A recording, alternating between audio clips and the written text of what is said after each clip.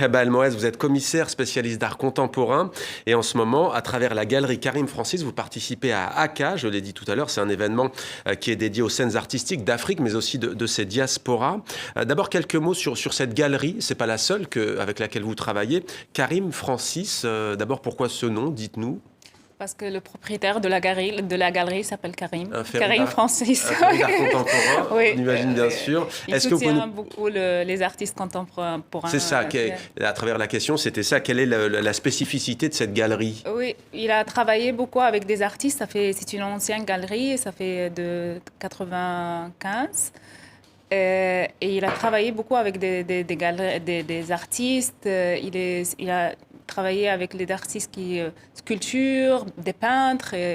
Et maintenant, il soutient vraiment la scène contemporaine égyptienne, les émergents artistes aussi. Et justement, on en a sélectionné deux, on va en parler. Mais d'abord, j'avais une question sur cet événement ACA. En quoi, pour vous, est-il important? C'est un événement qui compte dans le monde de l'art contemporain? Oui, moi, ça fait 5 ans que je travaille sur ce projet. Et je suis très fière de participer dans ce salon d'art parce que pour l'Égypte, l'année passée, c'était la première fois qu'on présente l'art égyptien au salon d'art africain. Et l'Égypte, c'est un pays africain. Oui.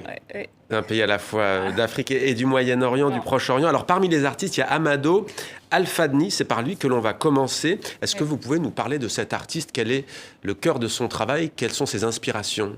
Ok. Amado, il est d'origine soudanaise, mais il a vécu toute sa vie en Égypte. On voit ses œuvres. Oui, exactement. Et c'est intéressant parce que cette série qui s'appelle Miss Khartoum, qui parle aussi de la présentation de la femme et la représentation de la femme au Soudan dans les années entre 50 et 70. Khartoum, la capitale du Soudan. Oui, et Miss Khartoum, c'était un concours de beauté pour la communauté juive au Soudan. Et Amado, il toujours fait des recherches sur les archives médiathèques de l'histoire du Soudan. Il exhume des documents. Non, oui, post-colonial et colonial sur l'histoire du Soudan et tout ça. Et cette série, comment la femme a été représentée dans cette époque. Et là, comment il travaille avec quel outil? C'est du phototransfert. D'accord. Et après, il fait sa façon. Il fait le transfert avec monoprint. Et il fait les couleurs. Il même parfois mettre un peu du texte, des motifs, parce qu'il a un message à transmettre pour montrer sa façon des photos.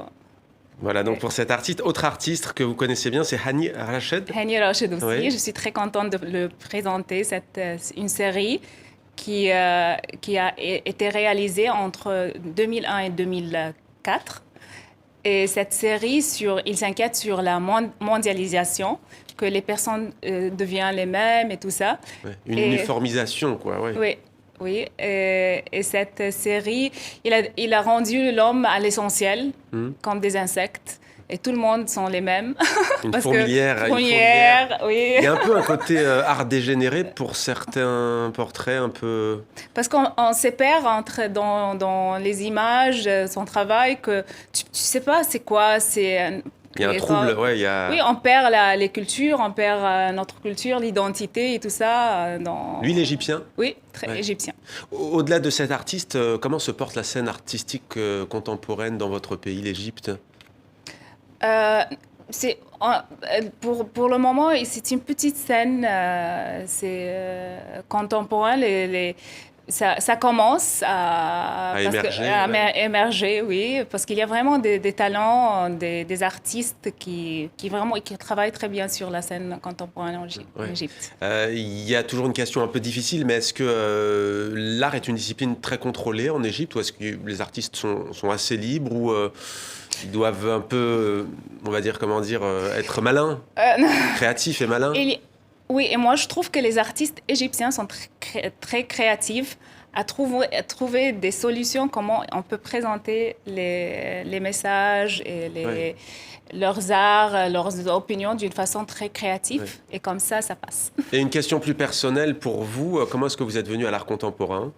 Comment? Comment est-ce que vous êtes venu à travailler dans le Je monde de travaillais l'art toujours contemporain? avec l'Institut. J'ai une très bonne relation avec l'Institut français et tout ça. Je connais la directrice Armelle, mais grâce à elle, j'ai découvert un peu l'art. Ouais. Est-ce que vous diriez qu'aujourd'hui, en 2022, il y a quand même une petite concurrence entre l'Égypte? C'est vrai que les places fortes de l'art, c'était avant la Syrie, Damas, le Caire, et aujourd'hui, il y a les Émirats arabes unis, il y a le Qatar notamment, avec des grands musées. C'est vrai que c'est très clinquant.